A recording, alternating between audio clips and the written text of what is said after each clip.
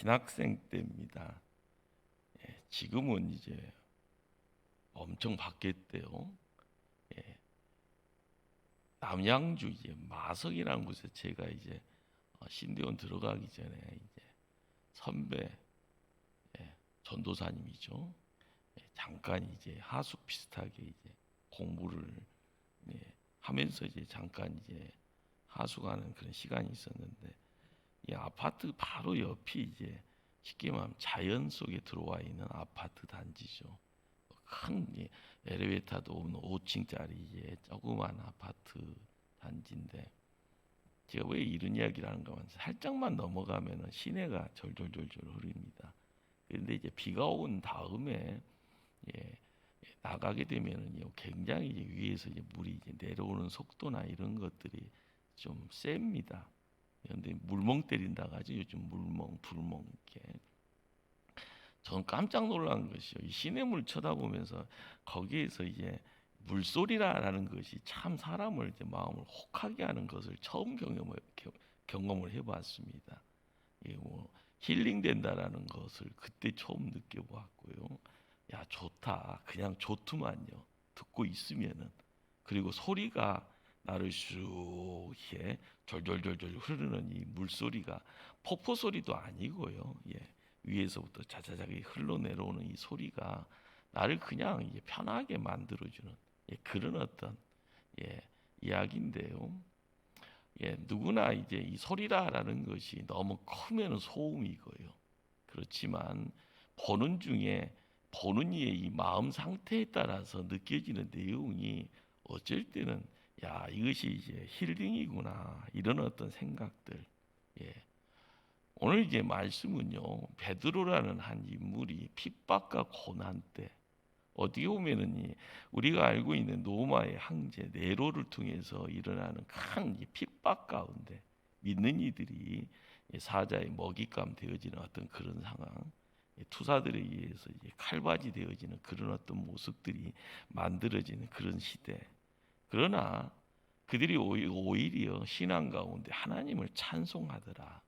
찬송의 입술을 통하여서 하나님 앞에 뭔가를 내어놓는 그런 어떤 이야기들.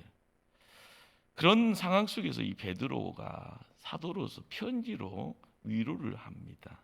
그리고 격려하고요. 그것이 어떻게 보면은 베드로 전서 후서의 이야기가 됩니다. 우리는 성경을 통해서도 이제 소리를 들을 수 있으면은요, 그것이 은혜입니다. 그런데 저 사람은 행복해라는 소리를 할 수 없는데 행복해요라는 그런 말을 한다고 하면 조금 이상해 이런 어떤 생각을 할 수 있겠죠. 예. 오늘 읽었던 베드로 전서 5장 12절에 사람 이름 한 사람이 등장을 하죠. 실루아노라는, 내가 신실한 형제로 아는 실루아노로. 예. 이 실루아노가 누군가 하면은 우리가 이제 노래 부르다 보면 바울과 실라 이게 뭐 이야기할 때 실라가 이 실루아노입니다. 예, 어떻게 보면 실라는 헬라식 표기가 되고요, 실루아노는 로마식 표기가 됩니다. 예, 그렇기 때문에 바울하고 실라가 한 세트 같이 이제 이야기 되어지는데, 오늘 이제 베드로의 편지 안에서 이 실라가 등장하니까 조금 희한한 느낌이 있습니다.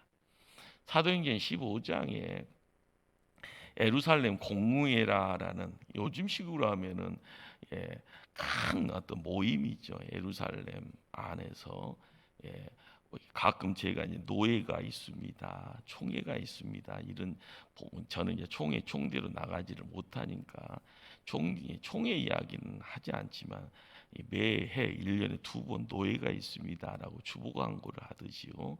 이 교회들이 다 모이는 자리, 이 모포 인근 지역에 있는 교회들이 다 모여서 노예를 합니다 하는 것처럼 예루살렘 공의회라는 것도 그렇게 교회의 사람들이 다 대표자들이 모여서 회의하는 그런 어떤 시간이죠.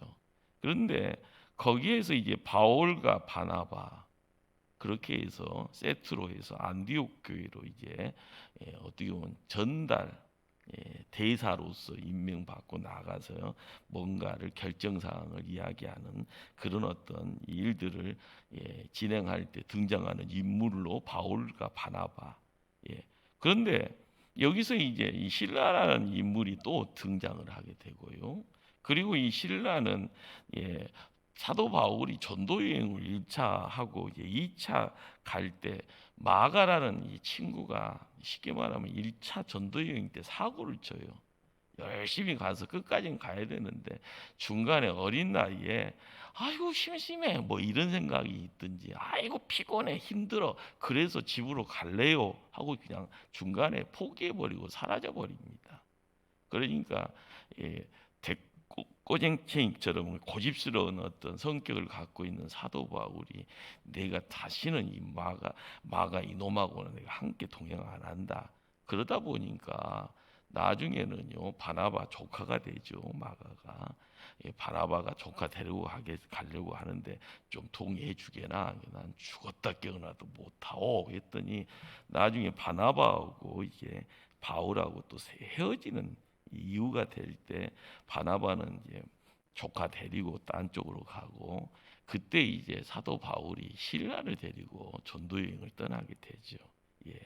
그리고 사도행전 16장에 가다 보면은요 바울하고 실라가 전도하다가 감옥살이라는 이야기들 기도하다가 감옥 문이 열려지는 그런 어떤 큰 하나님의 그 역사가 드러나는 이야기들이 사도행전 16장에도 등장을 하지요. 그러다 보면은 이 바울을 이야기하면 신라하면 바울 이렇게 이야기가 되는데 오늘 본문에서 이 베드로가 신라를 이제 신실한 신실한 형제하면서 이야기를 합니다. 주경학자들은요, 이 신라가 베드로하고 언제 이렇게 묶임을 동역자가 됐을까 이게 많은 추측을 하죠. 예. 그런데 보통 이제 바울이 예루살렘으로 올라가서 로마까지 가는 어떻게 보면 순례 여행 떠나게 되는 가운데 베드로가 눈여겨 봤던 사람이요. 그때 이제 이 실라라는 사람이 있었을 것이라라고 이야기를 하고요. 그때 실라가 어디가 있는가 하면 지금 터키. 예. 보통 이제 예루살렘 성지순례 한번 갔다 온 사람들은 터키 가서 가바도기야 이쪽으로 해서 사도 바울이 움직였던 어떤 전도 여행지들 이야기를 하죠. 보통 이제 그렇게 하면서 로마까지 가게 되어지는 어떤 경로 노종들을 많이 찾아가는데 그때 이제 신라가 지금의 터키의 가바도기아 쪽에서 어떻게 보면 목회를 하고 있었다라고 추측을 하게 됩니다. 그러면서 베드로가 로마로 가는 길에 좀 도와주게나 신라.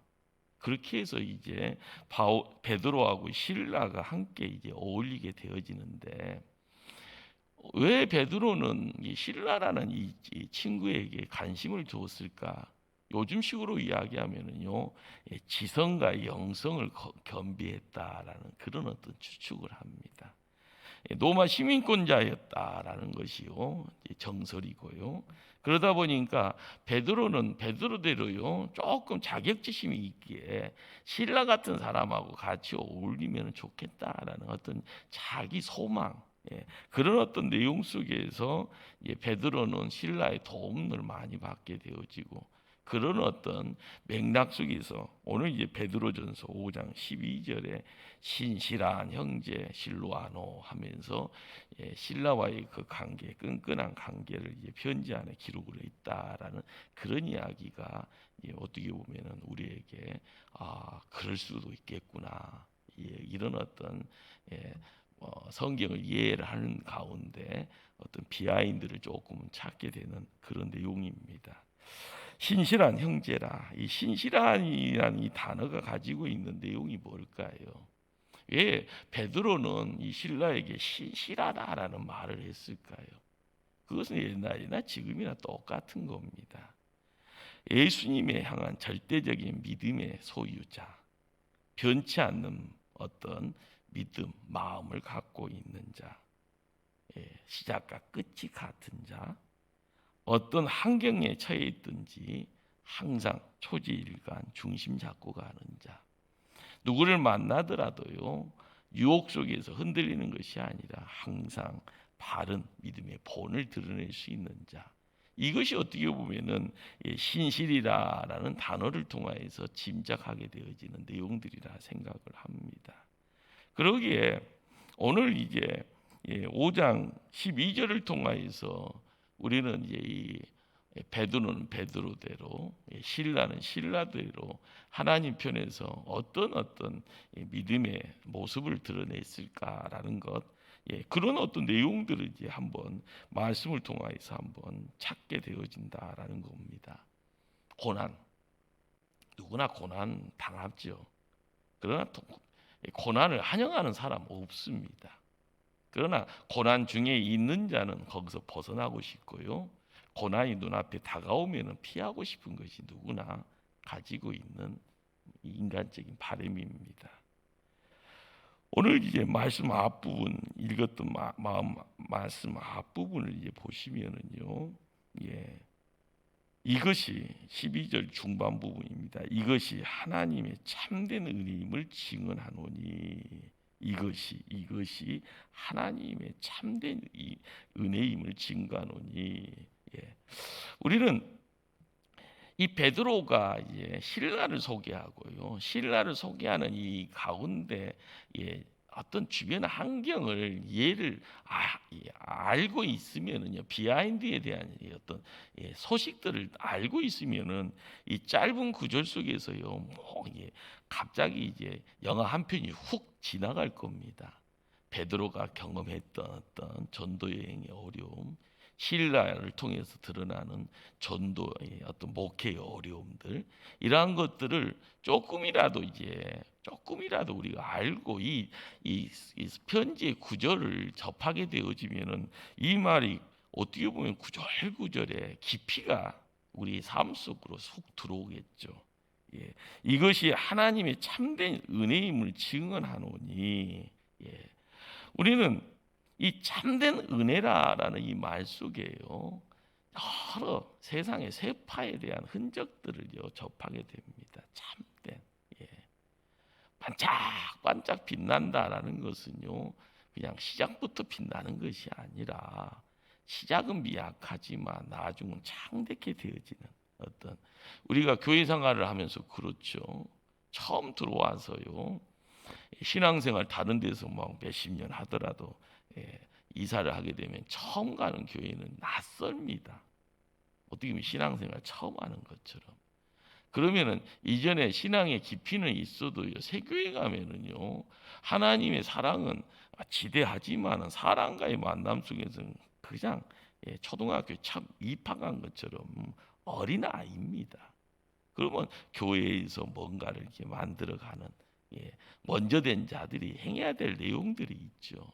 그런데 사랑과 부딪힘이라는 것은요, 나중에 지나면 별것도 아닌데 그것이 큰 오해가 되어지면 싸움 되고요. 그 싸움이라는 것이 해결이 안 되면은요, 영원 이별입니다.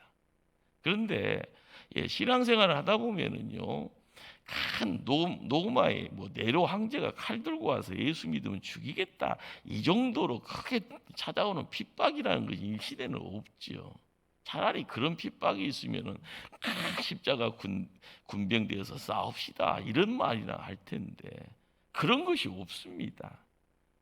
잘 나가다가 요즘 몇 년 사이에 코로나가 훅 들어오니까요, 우리가 대비 못해서요, 과학자를 통해서, 의학자들을 통해서 대비한다고 하지만은요, 삐집고 들어오는 것이 너무나 작으니까 방비가 안 됩니다. 마스크를 써도 되네 안 되네 이런 이야기가 들려올 때마다 내가 지금 마스크를 왜 쓰고 있는가, 그런 회의감도 들지 않습니까? 그러나 써야죠. 믿으니까요. 우리가 교회 안에서의 믿음 생활이라는 것, 모르는 자에게 예수를 전하는 것, 내가 믿음이 있다고 해서 나중된 자가 믿음의 어떻게 인도자가 돼서 뭔가를 한다라는 것, 큰일 하는 것처럼 보이지만은요, 그건 별 큰일이 아니에요. 그러나 별 큰일이 아닌 것을 사소하게 처리하면은 나중에 큰 재앙이 찾아옵니다. 모든 것이 작은 것 가운데 나의 마음을 그리고 예수 그리스도의 그 사랑을 이야기할 수 있어야만이 진짜로 바뀌어지는, 처음은 미약하지만 나중은 창대케 되어지는 어떤 그런 모습들이요. 그런데 우리가 은혜를 이야기를 할 때요, 가짜 은혜가 있고 거짓된 은혜가 있는 것처럼요, 인간의 사심을 가지고 이야기하다 보면은요, 나중에는 절단 납니다. 결단이 아니라 절단 납니다. 그냥 두 쪽 나버리는 거죠. 우리가 예수를 안다라고 이야기를 하는 그 모든 것들, 알려면 똑바로 와야 되고요. 아는 가운데 겉만 알면 안 됩니다. 마음을 알아야지요. 그 마음을요, 그냥 나만 사랑하는 마음이 아니라 온 인류를 사랑하시는 예수 마음, 그걸 조금이라도 알아가려고 하면은요, 거기에서 태평양을 느낄 수 있고 대서양을 느낄 수 있고 인도양을 느낄 수 있고 온 우주를 느낄 수 있는 그 어마어마한 내용이 물밀듯이 사랑이라는 이름 속에서 나에게 훅 들어와서 나를 확 뒤집어 놓을 때요, 내 눈이 밝아질 때 조금이라도 하나님 얼굴을 알아가는 것이고 사랑에 대한 내용들을 조금이라도 느낄 수가 있는 그런 부분이 있죠. 그러나 내 것 내려놓지 못하면은요, 항상 넘어지고 유혹에 힘들어하는 가운데 변절자가 되어지고 나중에는 천사가 아니라 악마 소리 듣고 있는 그런 모습이 우리에게 교회 안에서도 만들어질 수 있다라는 그런 어떤 슬픈 이야기들이 있습니다. 21세기가 들어와서요, 많은 분들이 교회가 뭐냐라는 그런 질문을 던집니다. 그러면서 조금 이제 많은 어떤 믿음의 선례들을 이제 보면서요, 20세기에 순교자 소리 듣는 분이 있습니다. 20세기에요. 누군가 하면은 고백 교회의 창시자라고 이야기되어지는 히틀러가 살았던 세계 2차 대전 때 독일 땅에서 본 회포 목사라는 분이 있습니다. 그런데 이분이 그냥 값싼 은혜라는 어떤 내용을 우리에게 이야기를 하죠. 회개가 없는 용서, 고백이 없는 세례, 십자가 없는 은혜, 희생 없는 제자도, 뭔가 빠져 있으면 그게 다 값싼 은혜라는 겁니다. 그리스도가 없고 그냥 예수만 믿으면 복 받는다. 그러면서요, 뭐 내놓으면은 복 받는다. 그냥 뭘 달라고만 하는 기복적인 어떤 내용들. 그러면서 옛날에 큰 돌이나 큰 나무 앞에서 비나이다 하면서 물 떠놓고 했던 기복적인 어떤 기도의 내용들. 그러면서 그것이 다 교회 안에 들어와서 그냥 이러면 된다라고 생각하는 생각이죠. 사모니즘적인 어떤 생각. 교회 안에서만 이루어지는 사모니즘적인 이야기들. 우리가 헛것 믿으면은 이렇게 바뀝니다. 헛것 믿으면은요, 조금 신령한 척하는 사람의 소리 앞에서 그냥 졸졸졸졸졸 흉내내는 모습으로 바뀝니다. 중요한 것은요, 우리의 삶의 자리에 그리스도가 누구냐? 우리는 그냥 예수님 하는데 우리에게요, 예수님이라는 그 말 속에 조금 깊이가 있는 단계는 예수 그리스도예요. 그러니까 그냥 예수님은 친근하잖아요. 예수님, 옆집 아저씨 부르듯이 예수님. 그러나 성경을 읽어가다 보면은 예수님 그 안에 조금이라도 신비한 단계를 접하는 자들이 알아야 될 단어는 예수 그리스도예요. 예수 그리스도가 누군가라는 것을 알게 되어지면 그분이 우리에게 값없이 베풀어 주신 호의와 사랑이 뭔지, 그것이 바로 십자가고요. 그것이 십자가의 죽음을 통해서 나타나는 부활이고요. 부활을 통해서 우리에게 보여주는 내용이 우리가 경험치 못했던 시간과 공간을 총회한 하나님의 나라에 대한 신비의 그런 여러 내용들이 훅 들어오는 겁니다. 그런데 예수 그리스도의 십자가의 죽음 앞에 우리의 삶의 모습들이 온전히 맡겨지지 아니하면은요, 나는 가짜가 되어지는 거고요. 값싼 은혜 앞에서 내 삶을 맡기는 그런 부족한 별 볼 일 없는 존재가 되어질 수밖에 없습니다. 그러기에 우리 하나님이 어떤 하나님인가?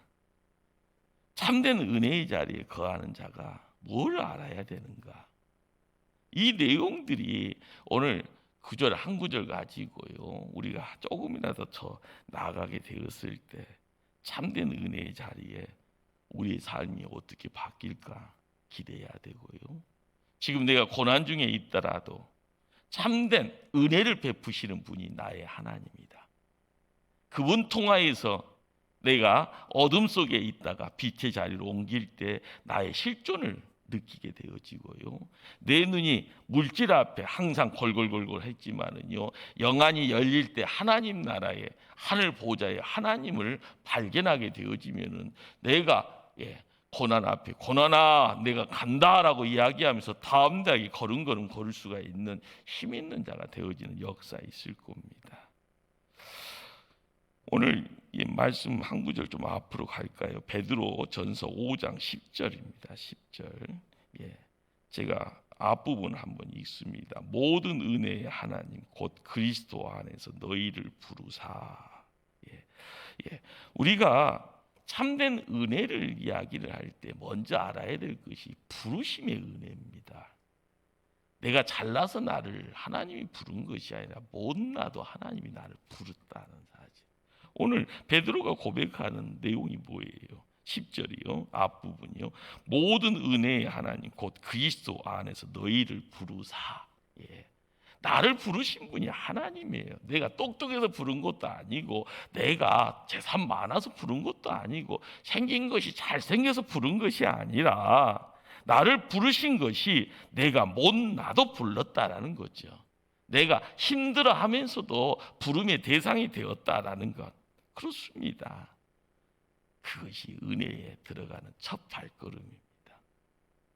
은혜라는 것은요, 하나님이 나를 불렀다라는 것을 느껴야만이 내게 시야가 열려지고 내 인생의 문이 하나님 편에서 만들어진 그 문의 내용들의 문고리를 열고 내가 들어가는 겁니다. 우리는 그냥 보이는 길이 다 길이라고 생각하잖아요. 그러나 영적 길을 걷는다라고 할 때는요, 보이지 않는 길입니다. 하나님과 동행하는 길. 그렇기 때문에 신비의 단계는요, 내가 만들어져 있는 공간으로 들어가서 신비를 경험할 수가 없는 거죠.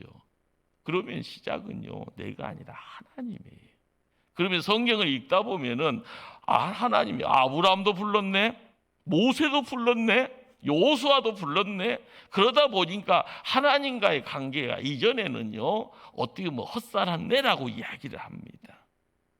보잘것없는 죽을 수밖에 없었던 이 죄인을 하나님이 불렀습니다. 우리가 믿음의 선진들이요, 믿음의 선배들이 고백하는 이 내용들. 누삼네는 80에 불렀다는데 10대의 나를 부르면 얼마나 남는 장사입니까? 세상에 할 것 다 하고 났는데 이제는 뭐 할 것 있나 생각하는데 이리 맞고 저리 맞고 나중에 정신 차려보고 하나님 하면서 그때 하나님이 나를 불렀다는 것을 느끼면 이것은 큰 역사의 시작이죠.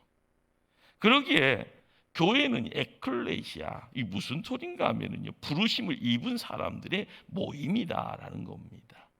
헬라어 에클레시아, 이것이 한국말로 하면 교회라는 말이죠.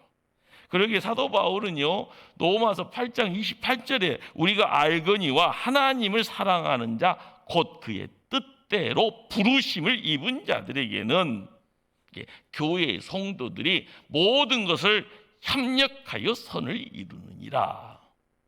교회가 한마음 되어야 될 이유는 나를 부르신 분이 하나님이기 때문에, 나이가 많든 적든 간에 나를 부르신, 나이가 많고 적든과 상관없이 많이 갖고 있건 없든, 많이 배우든 안 배우든 간에 부르신 하나님이 누구라는 것을 알면은 모든 것을 합력하여 선을 이루어야 되는 겁니다. 모여라 하면 모여야 되는 것이고요, 함께 뭐 합시다 하면은요, 함께 능력 그리고 최선을 다해서 사랑으로 그 일을 이루어가는 것.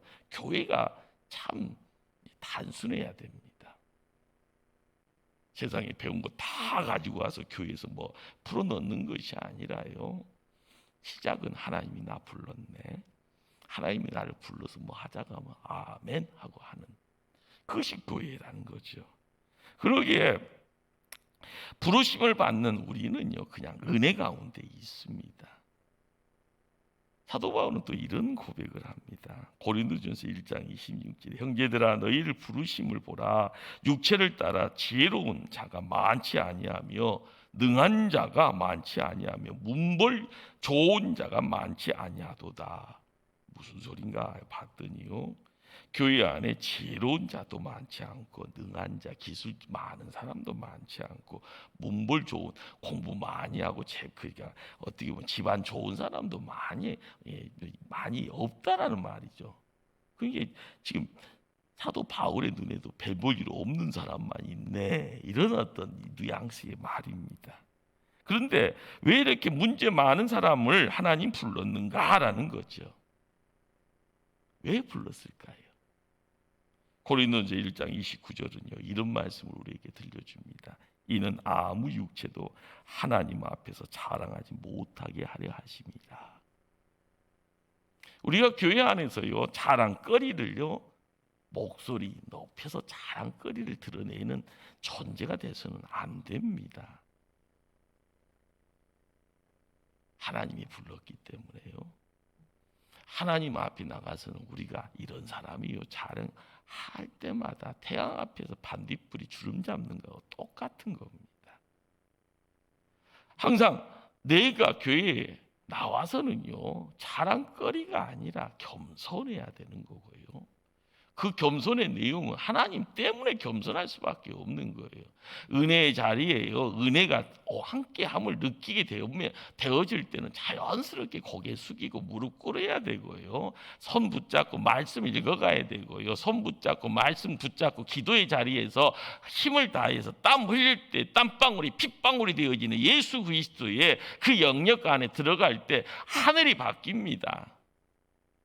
보여지는 하늘이요, 새 하늘과 새 땅 되어지듯이요, 하나님 살아있음을요, 그 힘이 강력으로 찾아오면 나를 흔들 때 내가 강력의 도구가 되어지면 하나님 일 감당하는데 지치지 않고요, 매일매일 생수의 강이 흐르듯이요, 내 안에서 찬송이요, 입술을 통하여서 찬송의 가락이, 그러다 뭐 얼굴도요, 천사의 얼굴이 되어지면 당신과 함께하면 행복해요.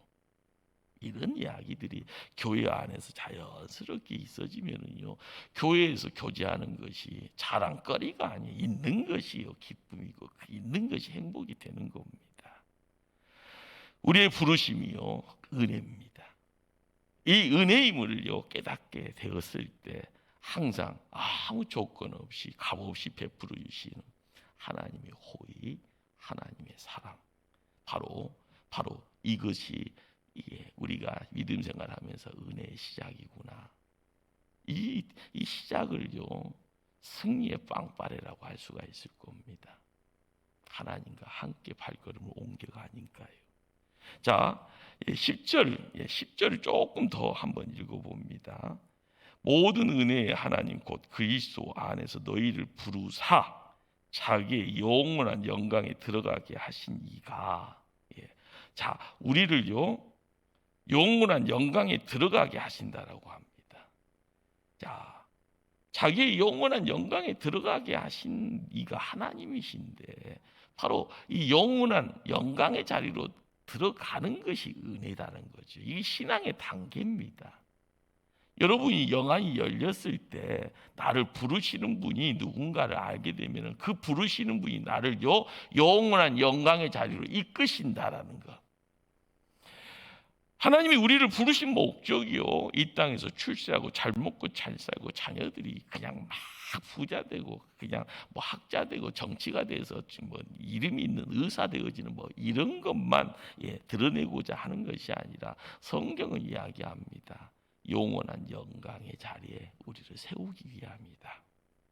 자, 중요한 것은요, 영원한 영광이라는 것을 어떻게 우리가 이해를 하는가?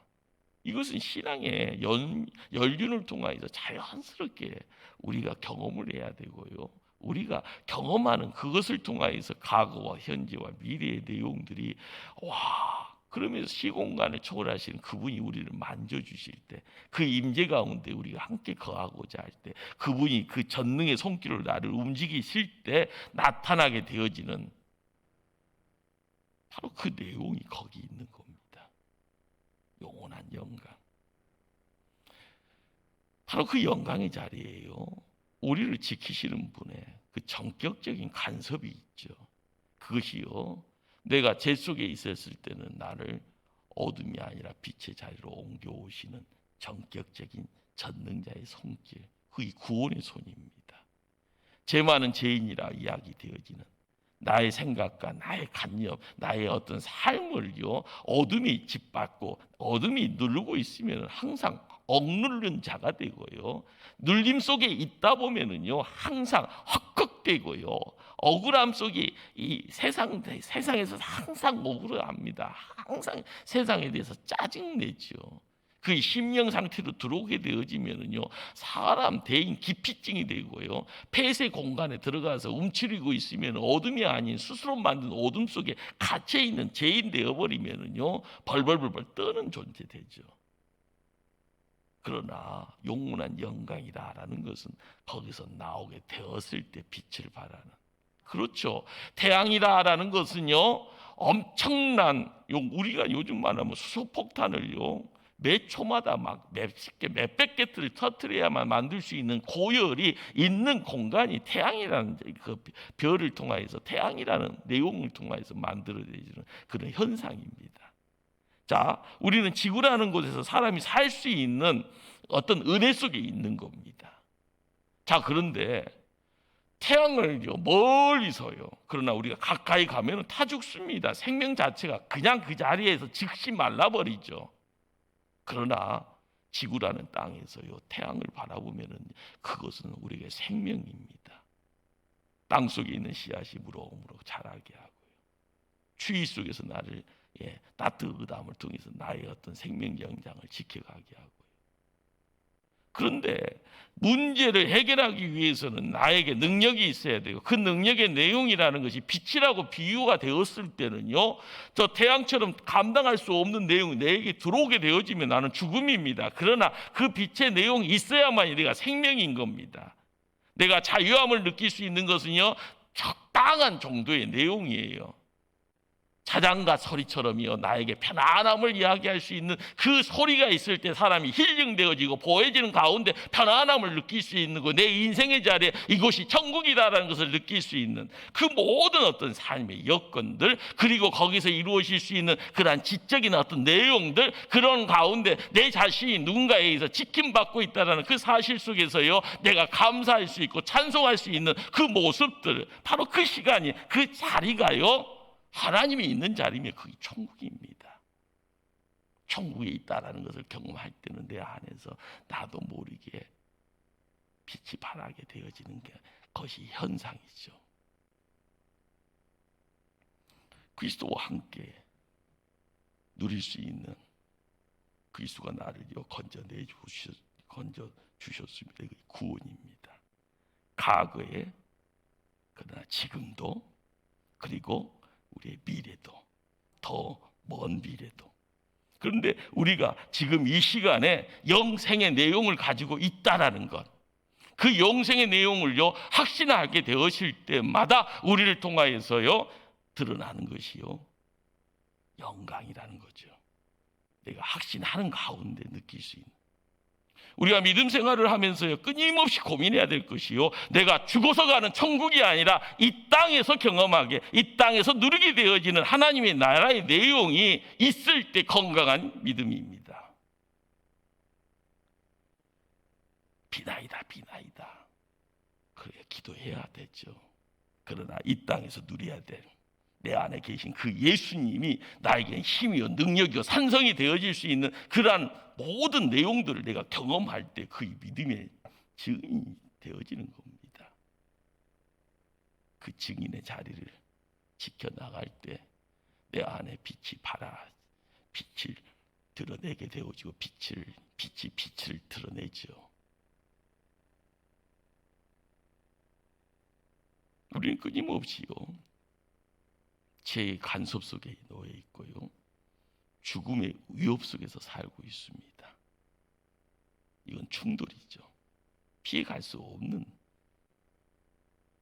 나는 예수 때문에 지킴받는다고요 아니잖아요. 코로나 예수 잘 믿는다고 피해가는 것도 아니고 예수 적당히 믿는다고 찾아오는 것도 아니잖아요. 우리가 세상 살아가면서 끊임없이 죄라는 것에 위협을 받고 있고 죽음에 대한 것에 위협을 받고 있습니다. 유혹받고 있고요. 그러나 그런 어떤 위기 상황 속에서 내가 자유함을 이야기할 수 있다라는 것, 자유함을 주장할 수 있다라는 것, 내 안에 있는 빛 때문에 그런 거고요. 내 안에 있는 그리스도 때문에 그런 거고요. 그분의 어떤 힘이 나를 지켜나갈 때, 내 안에서 그것이 빛을 발할 때, 그 빛이 영원한 영광이다라는 내용을 품게 되는 겁니다. 저 멀리가 아니고요.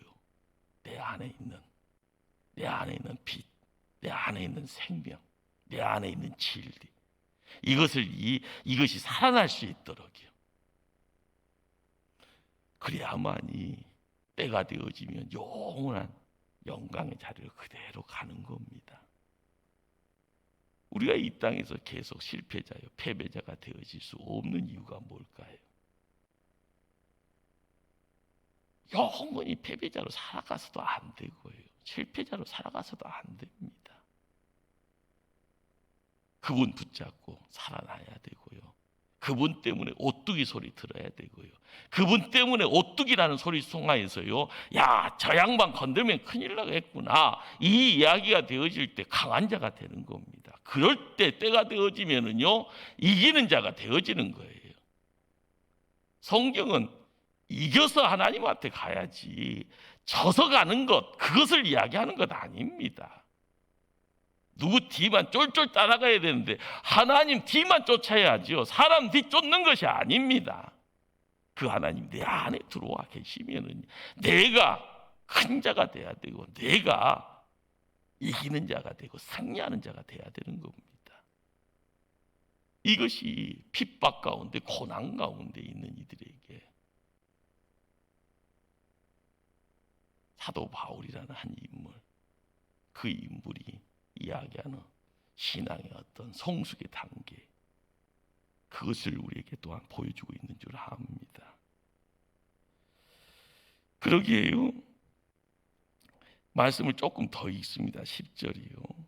자기의 영원한 영광에 들어가게 하신 이가 잠깐 고난을 당한 너희를 친히 온전하게 하시며 굳건하게 하시며 강하게 하시며 털을 견고하게 하시리라. 우리가 이제 접하게 되어지는 내용이 고난도 은혜라는 거예요. 하나님이 우리에게 주시는 참된 은혜는요, 어떻게 보면 고난이라는 보자기를 통해서 찾아오는 단계가 있다라는 것. 우리가 누군가가 나를 불렀다라는 은혜를 잊고요. 그리고 그 은혜 가운데 세상을 살아갑니다. 우리는 매일매일 이 현재의 영광을 드러내는 존재입니다. 누구 때문에요? 하나님 때문에, 예수님 때문에. 이게 지금 조그만 불씨처럼 보이더라도 이 불씨 잘 간수하면은 영원한 영광이라는 이 현재를 통해서 미래의 내용들이 우리의 삶 속으로 들어오는, 그러기에 고난의 내용들을 극복할 수 있는 단초가 여기 있는 겁니다. 고난은요, 영광을 알아가는 자에게는 고난이 축복이 되는 겁니다. 고난이 왜 하나님의 참된 은혜일까? 우리가 주님과 함께 누리게 될 영원한 영광과 비교하면은 오늘 베드로도 고백하잖아요. 고난이 잠깐이다. 사도 바울도 똑같은 소리를 합니다. 로마서 8장 18절에 현재의 고난은 장차 우리에게 나타날 영광과 비교할 수 없도다. 좋게 비교할 수 없도다. 우리는 이 고난이다라는 것, 잠깐이라는, 목사님 하고 이야기할 수 있겠죠. 고난이 잠깐이라고요? 그렇죠. 그러나 그 잠깐이요, 천년 만년처럼 느껴지니까 힘든 겁니다. 그러나 고난을 이기면 그것은 또한 유익임을 성경은 우리에게 말씀을 줍니다. 우리는 이러한 내용을 통하여서요 믿음에 굳게 서야 된다라는 겁니다. 실로아노 신라는요 믿음에 굳게 세움을 받은 자가 되어지고, 또한 믿음에 굳게 섰음을 통하여서 우리에게 뭘 이야기하고 싶을까요? 자, 가짜라는 것, 값싸다는 그런 어떤 은혜에 구별되어져 있는 모습, 진짜가 뭘까? 우리의 끊임없이요 문제를 던져줄 겁니다. 그렇지만 고난의 유익이라는 것, 그것이 참된 은혜의 자리에 들어가는 성도가 경험하는 내용이 되기 때문에 먼저 된 자가 나중된 자들에게 이런 하나님이 나의 하나님이었어. 하나님이 나를 불렀다. 현재 영원한 영광으로 나를 지킨다. 그리고 그 고난을 통해서 하나님이 우리에게 뭔가를 또한 이야기하신다. 이 내용들을 알아갈 때 우리가 오늘이 감사의 내용들 통하여서요 내일의 시간이 더 큰 감사로 우리를 이끄시는 그 하나님 앞에 세움받게 될 줄 믿습니다. 기도하십니다.